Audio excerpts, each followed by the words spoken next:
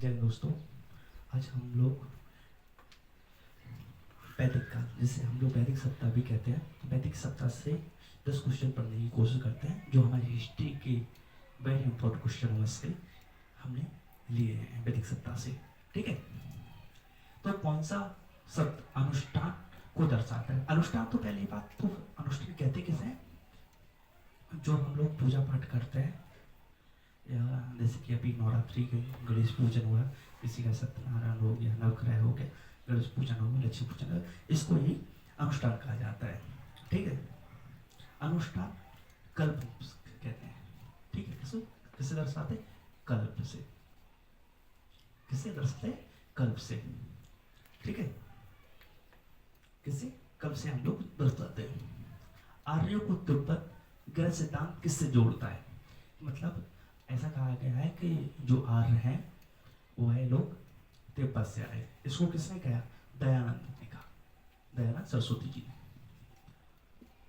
दयानंद सरस्वती किसने कहा? दयानंद सरस्वती जी ने कहा कि ये लोग तिब्बत से आए थे, लेकिन हम पढ़ने को मिलता है कि यह लोग मध्य एशिया से चल के आए थे। ठीक है, किस नदी को वैदिक काल में पुरुषनी कहा जाता है?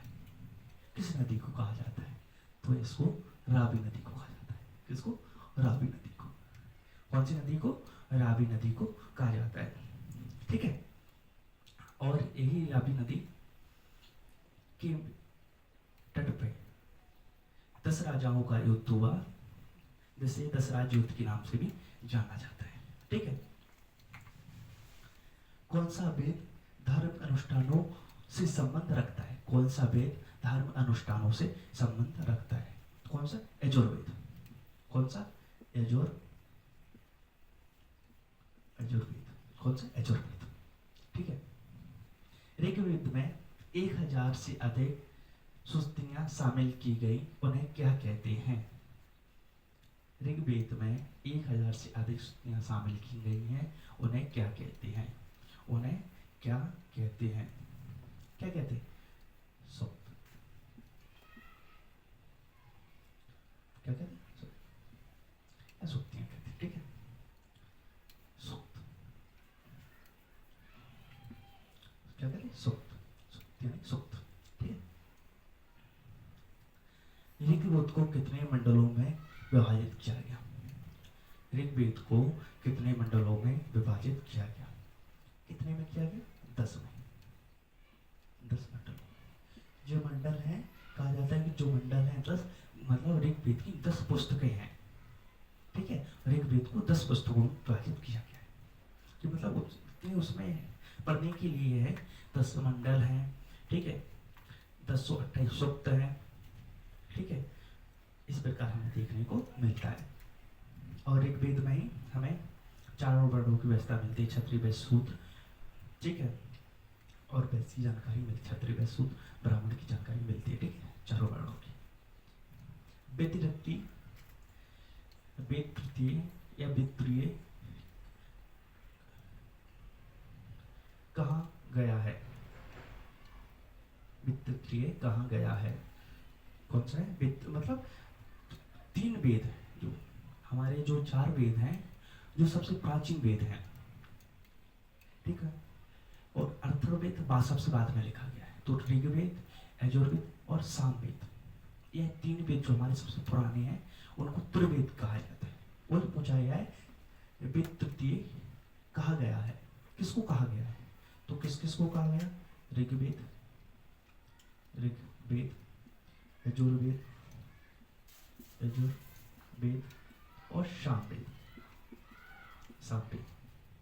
ठीक है, अथर्ववेद को नहीं। ठीक है, इसको नहीं कहते, क्योंकि यह सबसे बाद में लिखा गया है, ऐसा कहा जाता है। ठीक है, किसको वेदांग कहा जाता है? किसको वेदांग कहा जाता है? वेदांग किसको कहा जाता है? उपनिषद को। उपनिषद किसको? उपनिषद किसको? उपनिषद को कहा जाता है। ठीक है, वेद, उपनिषद, पुराण किस भाषा में लिखे थे? जो देवताओं की भाषा है, कौन सी है? संस्कृत। संस्कृत सीधी सी बात है, वेद हो चाहे उपवेद हो, ब्राह्मण वेद हो, पुराण हो, श्रीमद् भागवत हो, गीता, कुछ भी हो, वह सब किसमें लिखी गई? संस्कृत में। पुरुष सूक्त किस वेद का एक मंत्र संग्रह है? पुरुष सूक्त किस वेद का एक मंत्र संग्रह है? किस वेद का मंत्र संग्रह है? किस वेद का है? तो ऋग्वेद का। ऋग्वेद का। किसका? ऋग्वेद का। हो गया था क्वेश्चन। एक क्वेश्चन कहीं ना कहीं हमारे रेलवे, यूपी पुलिस, ठीक है, मध्य पुलिस, मध्य प्रदेश पुलिस थे, Delhi police, home guard, one day exam के लिए, लेखपाल वगैरह वन डे एग्जाम से हमारे लिए वेरी इंपॉर्टेंट है। ठीक है, जय